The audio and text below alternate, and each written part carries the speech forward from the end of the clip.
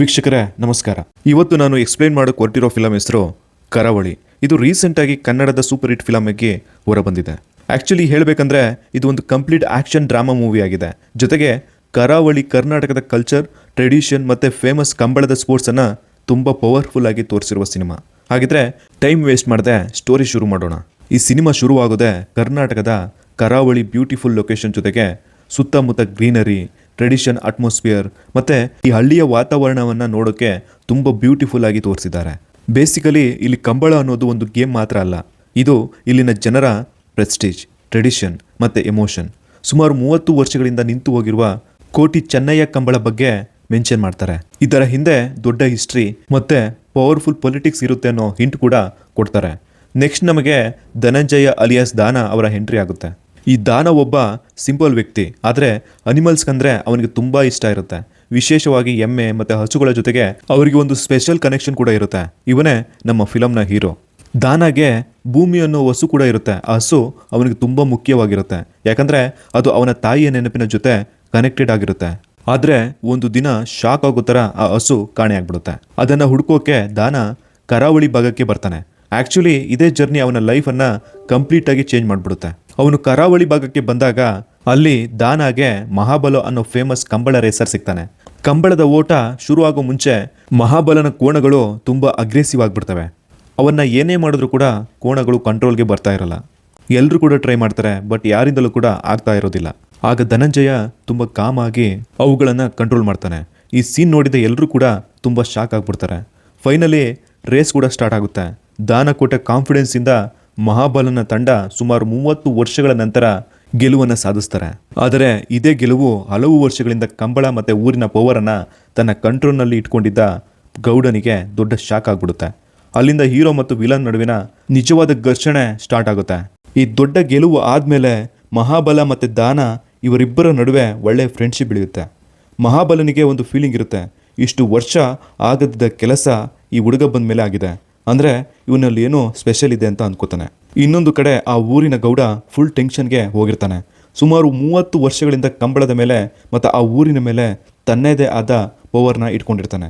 ಆದರೆ ಈಗ ಒಬ್ಬ ಔಟ್ಸೈಡರ್ ಬಂದು ಅವನ ಅಥಾರಿಟಿಗೆ ಚಾಲೆಂಜ್ ಮಾಡಿದ್ದಾನೆ. ವೀಕ್ಷಕರೇ, ಈ ಸೋಲನ್ನು ಆ ಗೌಡನಿಗೆ ಅಕ್ಸೆಪ್ಟ್ ಮಾಡೋಕ್ಕೆ ಆಗ್ತಿರಲ್ಲ.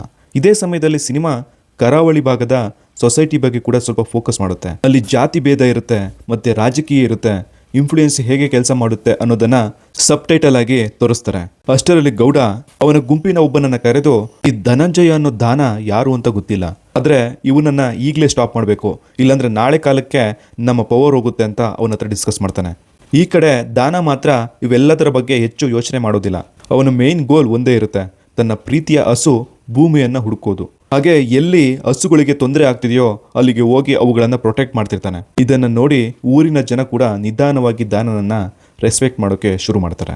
ಆದರೆ ಒಂದು ಪ್ರಾಬ್ಲಮ್ ಏನಂದರೆ, ಎಲ್ಲರಿಗೂ ಕೂಡ ಆ ದೊಡ್ಡ ಗೌಡರ ಭಯ ಇರುತ್ತೆ. ಆದ್ದರಿಂದ ಯಾರು ಕೂಡ ಓಪನ್ ಆಗಿ ದಾನಗೆ ಸಪೋರ್ಟ್ ಮಾಡ್ತಿರೋದಿಲ್ಲ. ವೀಕ್ಷಕರ, ಇದರ ನಡುವೆ ಮಹಾಬಲ ದಾನಾಗಿ ತನ್ನ ಹಳೆಯ ಕಥೆಯನ್ನು ಹೇಳ್ತಾನೆ. ಒಂದು ಕಾಲದಲ್ಲಿ ಈ ಪ್ರದೇಶದಲ್ಲಿ ಮಹಾವೀರ ಎಂಬ ದಂತಕಥೆಯ ಕಂಬಳ ರೇಸರಿದ್ದ. ಇವನು ಕೇವಲ ವೇಗದಿಂದಲ್ಲ, ತನ್ನ ಧೈರ್ಯ ಮತ್ತು ನ್ಯಾಯಕ್ಕಾಗಿ ಇಡೀ ಕರಾವಳಿಯಲ್ಲಿ ಗೌರವ ಪಡೆದಿದ್ದ.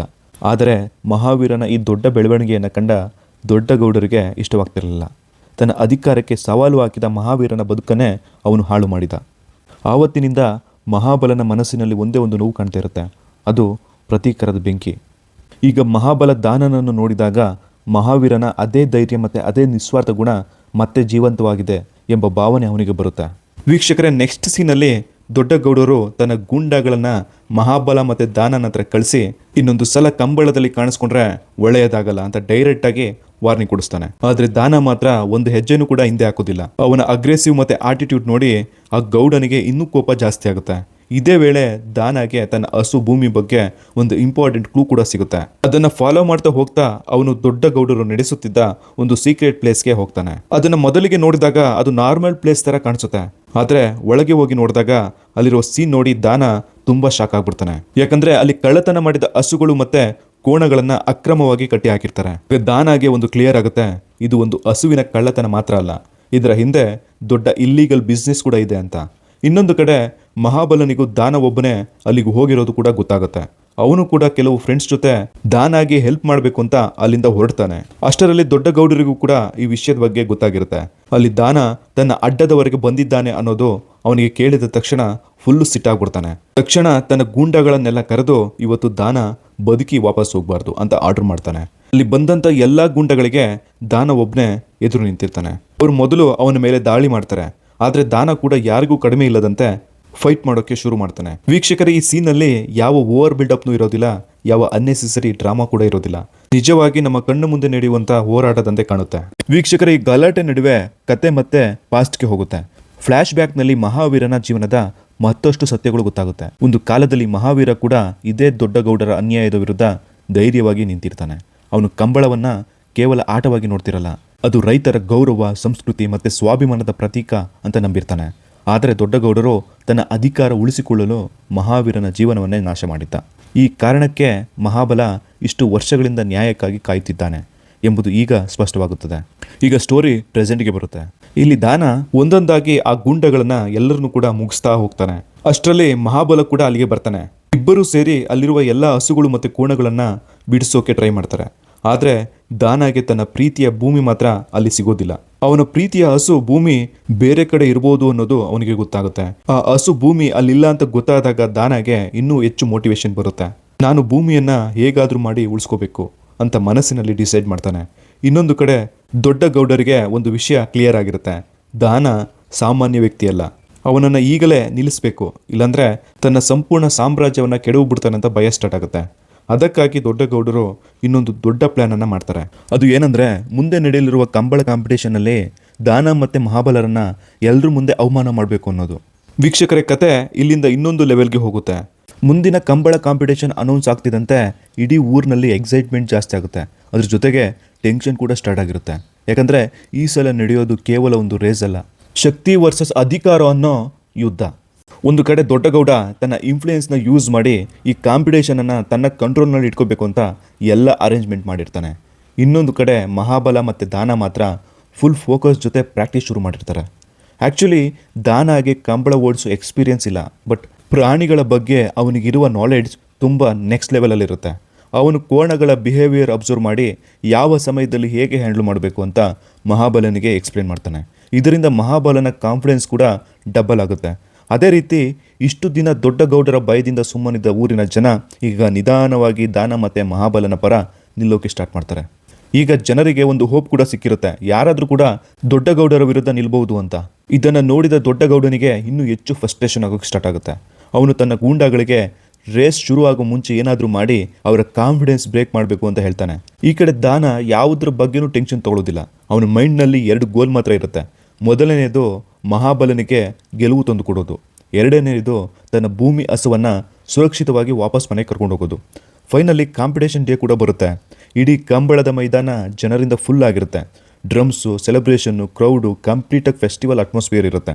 ಆದರೆ ಈ ಸಂಭ್ರಮದ ಹಿಂದೆ ಒಂದು ಡೇಂಜರಸ್ ಸೈಲೆನ್ಸ್ ಕೂಡ ಇರುತ್ತೆ. ಯಾಕಂದರೆ ಎಲ್ಲರಿಗೂ ಗೊತ್ತು ಇವತ್ತು ಏನಾದರೂ ಒಂದು ದೊಡ್ಡದು ನಡಿಬೋದು ಅಂತ. ಒಂದು ಕಡೆ ದೊಡ್ಡವರು ತನ್ನ ಟೀಮ್ ಜೊತೆ ಗ್ರೌಂಡ್ಗೆ ಎಂಟ್ರಿ ಕೊಡ್ತಾರೆ. ಇನ್ನೊಂದು ಕಡೆ ಮಹಾಬಲ ತನ್ನ ಕೋಣಗಳ ಜೊತೆ ಗ್ರೌಂಡ್ಗೆ ಇಳಿತಾನೆ. ದಾನ ಪಕ್ಕದಲ್ಲೇ ನಿಂತ್ಕೊಂಡು ಕೊನೆ ಇನ್ಸ್ಟ್ರಕ್ಷನ್ ಕೊಡ್ತಾ ಇರ್ತಾನೆ. ರೇಸ್ ಸ್ಟಾರ್ಟ್ ಹೋಗೋಕ್ಕೆ ಕೆಲವು ಸೆಕೆಂಡ್ಗಳು ಮಾತ್ರ ಬಾಕಿ ಇರುತ್ತೆ. ಎಲ್ಲರ ಕಣ್ಣು ಈಗ ಒಂದೇ ಕಡೆ ಇರುತ್ತೆ. ಈ ಯುದ್ಧದಲ್ಲಿ ಗೆಲ್ಲೋದು ಯಾರು? ದೊಡ್ಡಗೌಡರ ಪವರ ಅಥವಾ ದಾನ ಮತ್ತು ಮಹಾಬಲನ ಡಿಟರ್ಮಿನೇಷನ್ನ? ರೆಫರಿ ಸಿಗ್ನಲ್ ಕೊಟ್ಟ ತಕ್ಷಣ ಎಲ್ಲ ಕೋಣಗಳು ಲೈಟಿಂಗ್ ಸ್ಪೀಡ್ನಲ್ಲಿ ಓಡೋಕೆ ಶುರು ಮಾಡ್ತವೆ. ವೀಕ್ಷಕರ, ಈ ಸೀನ್ ಮಾತ್ರ ಥಿಯೇಟರ್ನಲ್ಲೇ ತುಂಬ ಚೆನ್ನಾಗಿ ಮೂಡ್ ಬಂದಿದೆ. ಮೈದಾನದಲ್ಲಿ ತುಂಬ ಕೆಸರು ಆರ್ತಿರುತ್ತೆ, ಕ್ರೌಡ್ ಫುಲ್ ಕೂಗ್ತಾ ಇರ್ತಾರೆ. ಈ ಸೀನನ್ನು ನೋಡೋಕ್ಕೆ ನಿಜವಾಗ್ಲೂ ಗೂಸ್ ಬಂಪ್ ಅಂತೂ ಬರೋದು ಗ್ಯಾರಂಟಿ. ಒಂದು ಕಡೆ ದೊಡ್ಡಗೌಡರ ಟೀಮ್, ಇನ್ನೊಂದು ಕಡೆ ಮಹಾಬಲನ ಟೀಮ್, ಇಬ್ಬರು ಗೆಲುವಿಗಾಗಿ ತಮ್ಮ ಫುಲ್ ಎಫರ್ಟ್ ಆಗ್ತಾ ಇರ್ತಾರೆ. ಆದರೆ ಈ ರೇಸ್ನಲ್ಲಿ ಬಿಗ್ಗೆಸ್ಟ್ ಸಪೋರ್ಟ್ ಆಗ್ತಿರೋದು ದಾನಾಗೆ. ಅವನು ಗ್ರೌಂಡ್ ಪಕ್ಕದಲ್ಲಿ ನಿಂತು ಎಮ್ಮೆಗಳ ಮೂವ್ಮೆಂಟನ್ನು ಅಬ್ಸರ್ವ್ ಮಾಡ್ತಿರ್ತಾನೆ. ಆ್ಯಕ್ಚುಲಿ ಹೇಳಬೇಕಂದ್ರೆ ಅನಿಮಲ್ಸ್ ಬಗ್ಗೆ ದಾನಾಗೆ ಇರೋ ನಾಲೆಡ್ಜ್ ಇಲ್ಲಿ ಫುಲ್ ಯೂಸ್ ಆಗುತ್ತೆ. ಯಾವಾಗ ಸ್ಪೀಡ್ನ ಇನ್ಕ್ರೀಸ್ ಮಾಡಬೇಕು, ಯಾವಾಗ ಕಂಟ್ರೋಲ್ ಮಾಡಬೇಕು, ಇದನ್ನು ಸರಿಯಾದ ಟೈಮ್ಗೆ ಮಹಾಬಲನಿಗೆ ಸಿಗ್ನಲ್ ಕೊಡ್ತಾ ಇರ್ತಾನೆ. ಮೊದಲಿಗೆ ದೊಡ್ಡಗೌಡರ ಟೀಮ್ ಮುಂದೆ ಇರುತ್ತೆ. ಇದನ್ನು ನೋಡಿದ ದೊಡ್ಡವರು ಫುಲ್ ಖುಷಿಯಾಗಿರ್ತಾರೆ. ಈ ಸಲ ಗೆಲುವು ನಮ್ಮದೇ ಅಂತ ಕಾನ್ಫಿಡೆನ್ಸ್ ಕೂಡ ಇರುತ್ತೆ. ಆದರೆ ಕೊನೆಯ ಮೂಮೆಂಟ್ನಲ್ಲಿ ಮಹಾಬಲ ಅಮೇಝಿಂಗ್ ಕಮ್ ಬ್ಯಾಕ್ ಮಾಡ್ತಾನೆ. ದಾನ ಕೊಟ್ಟ ಗೈಡೆನ್ಸ್ ಮತ್ತು ಎಮ್ಮೆಗಳ ಸ್ಪೀಡ್ ಎರಡೂ ಸೇರಿ ರೇಸ್ ಕಂಪ್ಲೀಟ್ ಆಗೋ ಲಾಸ್ಟ್ ಸೆಕೆಂಡ್ನಲ್ಲಿ ಮಹಾಬಲ ಮುಂದೆ ಹೋಗ್ಬಿಡ್ತಾನೆ. ಒಂದು ಕ್ಷಣ ಅಲ್ಲಿದ್ದ ಜನರಿಗೆ ಯಾರು ಗೆದ್ರು ಅನ್ನೋದೇ ಗೊತ್ತಾಗೋದಿಲ್ಲ. ಫೈನಲಿ ವಿನ್ನರ್ ಅನೌನ್ಸ್ ಆಗುತ್ತೆ. ಮಹಾಬಲನ ತಂಡ ಮತ್ತೆ ಗೆದ್ದಿದೆ. 30 ವರ್ಷಗಳ ನಂತರ ಮತ್ತೆ ಅವರ ತಂಡ ಗೆದ್ದಿದೆ. ಇದನ್ನು ಕೇಳಿದ ತಕ್ಷಣ ಅಲ್ಲಿದ್ದ ಎಲ್ಲ ಜನರು ಕೂಡ ಸೆಲೆಬ್ರೇಟ್ ಮಾಡೋಕೆ ಶುರು ಮಾಡ್ತಾರೆ. ಇನ್ನೊಂದು ಕಡೆ ದೊಡ್ಡಗೌಡರು ಮಾತ್ರ ಈ ಅವಮಾನವನ್ನ ಸಹಿಸಿಕೊಳ್ಳೋಕಾಗದೆ ಅವನ ಈಗೋ ಸಂಪೂರ್ಣವಾಗಿ ಹರ್ಟ್ ಆಗಿರುತ್ತೆ. ಗೇಮ್ನಲ್ಲಿ ಸೋತಿದ್ರು ಕೂಡ ಅವನು ತನ್ನ ಕೋಪವನ್ನ ಕಂಟ್ರೋಲ್ ಮಾಡೋಕ್ಕಾಗಲ್ಲ. ಗೆಲುವಿನ ಸಂಭ್ರಮದ ಮಧ್ಯೆ ದಾನ ನೇರವಾಗಿ ದೊಡ್ಡಗೌಡರ ಹತ್ರ ಹೋಗಿ ನನ್ನ ಭೂಮಿ ಹಸುವನ್ನ ಮತ್ತು ನೀವು ಕದ್ದ ಎಲ್ಲ ಗೋವುಗಳನ್ನ ಕೂಡಲೇ ಬಿಡಿ ಹೀಗಂತ ಎಲ್ಲರ ಮುಂದೆ ಓಪನ್ ಚಾಲೆಂಜ್ ಮಾಡ್ತಾನೆ. ಈ ಮಾತು ಕೇಳದೆ ತನ್ನ ಇಡೀ ಮೈದಾನ ಸೈಲೆಂಟ್ ಆಗಿಬಿಡುತ್ತೆ. ದೊಡ್ಡಗೌಡರು ಕೂಡ ಒಂದು ಸೆಕೆಂಡ್ ಸುಮ್ಮನಿರ್ತಾರೆ. ಆದರೆ ಮುಂದಿನ ಸೆಕೆಂಡ್ನಲ್ಲಿ ತನ್ನ ಗೂಂಡಾಗಳಿಗೆ ಅಟ್ಯಾಕ್ ಮಾಡೋಕ್ಕೆ ಸಿಗ್ನಲ್ ಕೊಡ್ತಾರೆ. ಅಷ್ಟೇ, ಇಲ್ಲಿಯವರೆಗೂ ಗೇಮ್ ಆಗಿದ್ದು ಇನ್ನು ಮುಂದೆ ಕಂಪ್ಲೀಟಾಗಿ ಯುದ್ಧ ಶುರುವಾಗುತ್ತೆ. ಮೈದಾನದಲ್ಲೇ ದೊಡ್ಡ ಫೈಟ್ ಸ್ಟಾರ್ಟ್ ಆಗುತ್ತೆ. ಇಷ್ಟು ದಿನ ಶಾಂತವಾಗಿದ್ದ ದಾನ ಈಗ ಫುಲ್ ಕೋಪದಲ್ಲಿ ಕಾಣ್ತಾ ಇರ್ತಾನೆ. ವೀಕ್ಷಕರ ನಿಜ ಹೇಳಬೇಕಂದ್ರೆ ಇಲ್ಲಿಂದ ಬರುವ ಆಕ್ಷನ್ ಸೀನ್ಸ್ ತುಂಬಾ ಪವರ್ಫುಲ್ ಆಗಿರುತ್ತೆ. ದಾನ ಜೊತೆಗೆ ಮಹಾಬಲ ಮತ್ತೆ ಇಷ್ಟು ದಿನ ಸುಮ್ಮನಿದ್ದ ಊರಿನ ಜನ ಇವತ್ತು ಅವರು ಕೂಡ ಧೈರ್ಯ ಮಾಡಿ ದೊಡ್ಡವರ ವಿರುದ್ಧ ನಿಲ್ಲೋಕೆ ಸ್ಟಾರ್ಟ್ ಮಾಡ್ತಾರೆ. ಇದನ್ನ ನೋಡಿದ ದೊಡ್ಡಗೌಡರಿಗೆ ಸಿಚುವೇಶನ್ ತನ್ನ ಕೈಯಿಂದ ಹೊರಗೆ ಹೋಗ್ತಿದೆ ಅನ್ನೋದು ಅರ್ಥ ಆಗುತ್ತೆ. ಇಲ್ಲಿ ಫೈಟ್ ಮಾಡಿ ಟೈಮ್ ವೇಸ್ಟ್ ಮಾಡಬೇಡಿ, ದಾನನನ್ನ ಫಿನಿಶ್ ಮಾಡಿ ಅಂತ ಆರ್ಡರ್ ಕೊಟ್ಬಿಡ್ತಾನೆ. ಆದರೆ ದಾನ ಮಾತ್ರ ಒಂದೇ ವಿಚಾರದ ಬಗ್ಗೆ ಯೋಚನೆ ಮಾಡ್ತಿರ್ತಾನೆ. ತನ್ನ ಕಳೆದು ಹೋದ ಹಸುವಿನ ಮೇಲೆ ಹಾಗೆ ಫೈಟ್ ಮೇಲೆ ಅವನಿಗೆ ಒಂದು ಇಂಪಾರ್ಟೆಂಟ್ ಇನ್ಫಾರ್ಮೇಶನ್ ಸಿಗುತ್ತೆ. ಅವನ ಹಸು ಭೂಮಿ ಮತ್ತೆ ಉಳಿದ ಹಸುಗಳನ್ನೆಲ್ಲ ದೊಡ್ಡವನು ತನ್ನ ಮೇನ್ ಗೌಡನಲ್ಲಿ ಕಟ್ಟಿ ಹಾಕಿದ್ದಾನೆ ಅನ್ನೋದು ಗೊತ್ತಾಗುತ್ತೆ. ಈ ವಿಷಯ ಗೊತ್ತಾದ ತಕ್ಷಣ ದಾನ ಒಂದು ಸೆಕೆಂಡ್ ಕೂಡ ವೇಸ್ಟ್ ಮಾಡೋದಿಲ್ಲ. ಅವನು ನೇರವಾಗಿ ದೊಡ್ಡಗೌಡರ ಆ ಸ್ಥಳಕ್ಕೆ ಹೋಗ್ತಾನೆ. ಮಹಾಬಲ ಮತ್ತು ಊರಿನ ಯುವಕರು ಕೂಡ ಅವರ ಜೊತೆ ಹೋಗ್ತಾರೆ. ಅದೇ ರೀತಿ ದೊಡ್ಡವರು ಕೂಡ ತನ್ನ ಕೊನೆಯ ಗೇಮ್ ಪ್ಲಾನ್ ಕೂಡ ಮಾಡೋಕ್ಕೆ ಡಿಸೈಡ್ ಮಾಡ್ತಾರೆ. ಇವತ್ತು ಇಲ್ಲೇ ಎಲ್ಲ ಮುಗಿಸಿಬಿಡಬೇಕು ಹೀಗಂತ ತನ್ನ ಬಿಗ್ಗೆಸ್ಟ್ ಪ್ಲ್ಯಾನನ್ನು ಆ್ಯಕ್ಟಿವ್ ಮಾಡ್ತಾರೆ. ಇಲ್ಲಿಂದ ಸಿನಿಮಾ ಸ್ಟ್ರೈಟ್ ಆಗಿ ಕ್ಲೈಮ್ಯಾಕ್ಸ್ ಕಡೆ ಮೂವ್ ಆಗುತ್ತೆ. ದಾನ, ಮಹಾಬಲ ಮತ್ತು ಊರಿನ ಜನರೆಲ್ಲ ಸೇರಿ ದೊಡ್ಡವರ ಆ ಅಡ್ಡಕ್ಕೆ ಹೋಗ್ತಾರೆ. ಅಲ್ಲಿಗೆ ಹೋದ್ಮೇಲೆ ಅವರಿಗೆ ಕಾಣೋ ಸೀನ್ ನೋಡಿ ಎಲ್ಲರೂ ಕೂಡ ಶಾಕ್ ಆಗ್ಬಿಡ್ತಾರೆ. ಅಲ್ಲಿ ದಾನ ಹಸುವಿನ ಜೊತೆಗೆ ಇನ್ನೂ ಹಲವಾರು ಹಸು, ಎಮ್ಮೆ, ಕೋಣಗಳನ್ನ ಅಕ್ರಮವಾಗಿ ಕಟ್ಟಿ ಹಾಕಿರ್ತಾರೆ. ಇದನ್ನು ನೋಡಿ ದಾನಾಗೆ ಫುಲ್ ಕೋಪ ಬಂದ್ಬಿಡುತ್ತೆ. ಇಷ್ಟೊಂದು ವರ್ಷ ಈ ಮನುಷ್ಯ ಎಷ್ಟೋ ಪ್ರಾಣಿಗಳಿಗೆ ಅನ್ಯಾಯ ಮಾಡಿದ್ದಾನೆ ಅಂತ ಡಿಸೈಡ್ ಮಾಡಿ ನೇರವಾಗಿ ದೊಡ್ಡವರ ಎದುರು ನಿಲ್ತಾನೆ. ದೊಡ್ಡಗೌಡರು ಕೂಡ ತನ್ನ ಎಲ್ಲ ಗೂಂಡಗಳ ಜೊತೆ ರೆಡಿಯಾಗಿರ್ತಾನೆ. ಫೈನಲಿ ಅವರ ಮಧ್ಯೆ ಕಾದಾಟ ಶುರುವಾಗುತ್ತೆ. ಒಂದು ಕಡೆ ದೊಡ್ಡಗೌಡರು ತನ್ನ ಪವರ್ ಮತ್ತು ಇನ್ಫ್ಲೂಯೆನ್ಸ್ ಮೇಲೆ ಫೈಟ್ ಮಾಡ್ತಿರ್ತಾನೆ. ಇನ್ನೊಂದು ಕಡೆ ದಾನ ನ್ಯಾಯಕ್ಕಾಗಿ ತನ್ನ ಭೂಮಿ ಹಸುವಿಗಾಗಿ ಹೋರಾಡ್ತಿರ್ತಾನೆ. ಫೈಟ್ ಕಂಪ್ಲೀಟ್ ತುಂಬ ಚೆನ್ನಾಗಿರುತ್ತೆ. ಯಾವ ಓವರ್ ಬಿಲ್ಡಪ್ ಇರಲ್ಲ. ಫುಲ್ ಎಮೋಷನ್ ಜೊತೆಗೆ ಪವರ್ಫುಲ್ ಆಕ್ಷನ್ ಕೂಡ ಇರುತ್ತೆ. ಅದೇ ಟೈಮಲ್ಲಿ ಮಹಾಬಲ ಮತ್ತು ಊರಿನ ಜನ ಆ ಹಸುಕರುಗಳನ್ನು ಬಿಡಿಸೋಕೆ ಶುರು ಮಾಡ್ತಾರೆ. ಕೊನೆಗೂ ದಾನ ತನ್ನ ಪ್ರೀತಿಯ ಭೂಮಿಯನ್ನು ಸೇಫಾಗಿ ಬಿಡಿಸಿರ್ತಾನೆ. ಭೂಮಿ ದಾನನನ್ನು ನೋಡಿ ತಕ್ಷಣ ಅವನ ಹತ್ತಿರ ಓಡ್ಬರುತ್ತೆ. ಈ ಸೀನ್ ಆಡಿಯನ್ಸ್ಗೆ ಒಳ್ಳೆ ಎಮೋಷನಲ್ ಕಂಟೆಂಟ್ ಆಗಿರುತ್ತೆ. ಇನ್ನೊಂದು ಕಡೆ ದೊಡ್ಡಗೌಡರು ಕೊನೆಯ ಫೈಟ್ ಮಾಡ್ತಾನೆ. ಆದರೆ ತನ್ನ ಎಲ್ಲ ಪಾಪ ಮತ್ತು ಅಹಂಕಾರದ ಕೊನೆಗೆ ಅವನು ಸೋಲಲೇಬೇಕಾಗುತ್ತೆ. ಕೊನೆಗೆ ದೊಡ್ಡಗೌಡರ ಕ್ರೂರ ಆಡಳಿತಕ್ಕೆ ಅಂತ್ಯವಾಗುತ್ತೆ.